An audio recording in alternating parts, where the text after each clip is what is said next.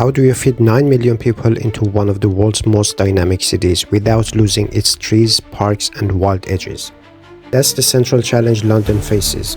This isn't just about concrete and steel versus grass and gardens. It's about how a global city evolves while keeping its soul rooted in green.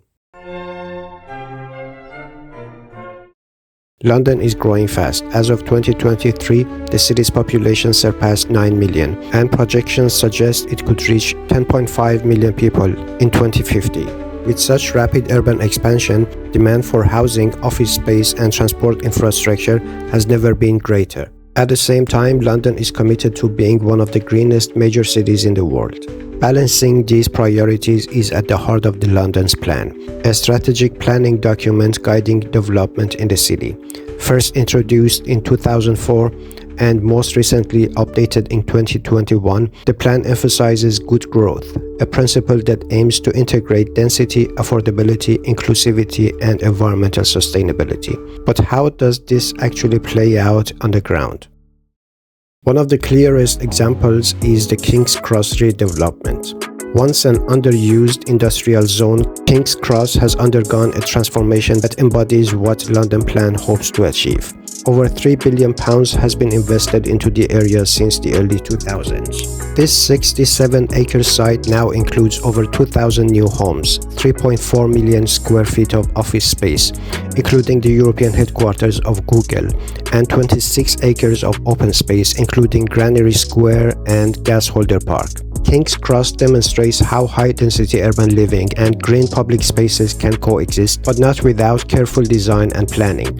Developers here work closely with Camden Council and community stakeholders to ensure that the area remained accessible, walkable, and inviting to the public, not just corporate tenants.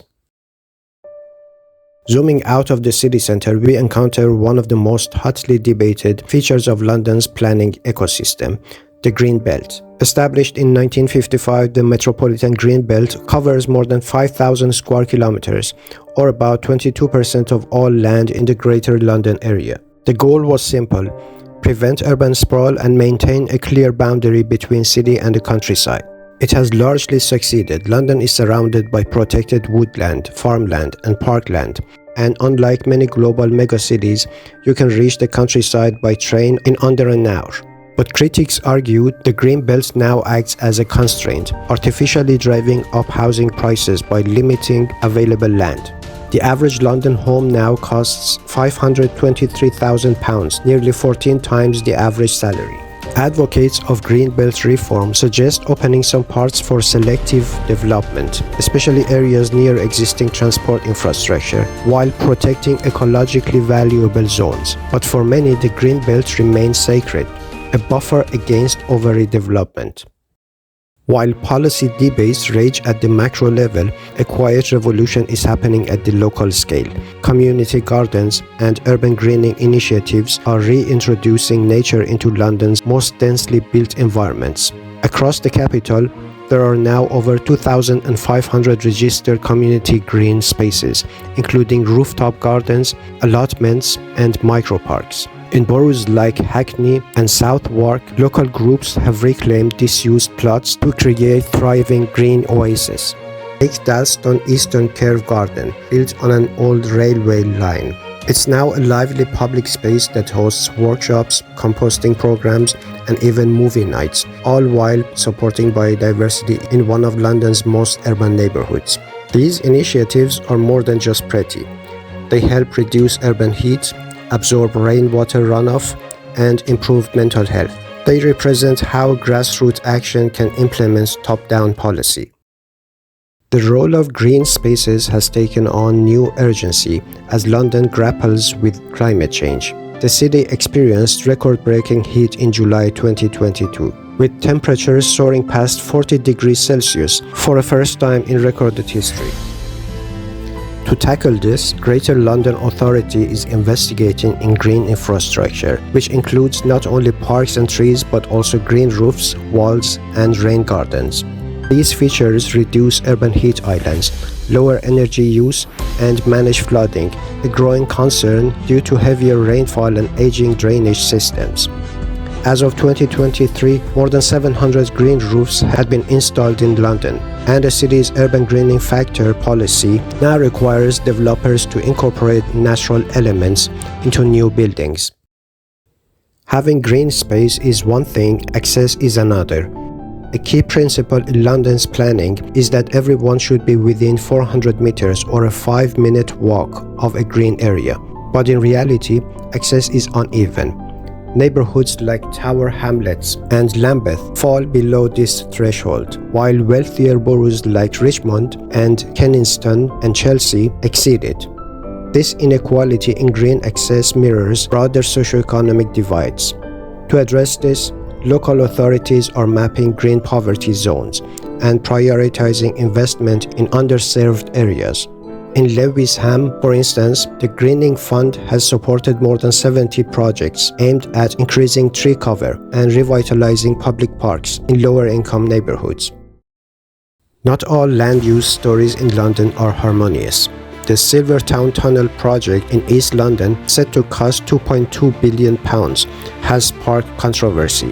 While supporters argue it will reduce congestion and support economic growth, critics say it will bring more cars into already polluted areas like Greenwich and Newham. Similarly, plans for housing development in Barnet and Hounslow have faced pushback due to fears of losing green space. These debates underscore the trade-offs in balancing housing, transport, and environmental goals. Digital tools are now helping to map and manage London's land use more effectively. The London Data Store, operated by the Greater London Authority, offers open access to detailed maps of land usage, green space distribution, and planning permissions. Developers are also using GIS and machine learning to identify underused land, optimize green infrastructure layouts, and forecast future environmental impacts. In a 2022 pilot, Lambeth Council used drone mapping to analyze tree canopy cover and identify where to plant new trees to cool down hotspots. This type of data-driven planning is reshaping how urban design happens in real time. So where is London heading? The Mayor's environment strategy lays out a bold vision.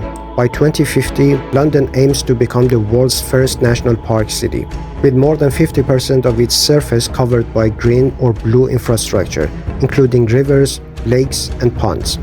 To get there, the city needs to deliver more homes without sacrificing its green character. This means building up rather than out, promoting car-free developments, and using brownfield sites instead of greenfield ones.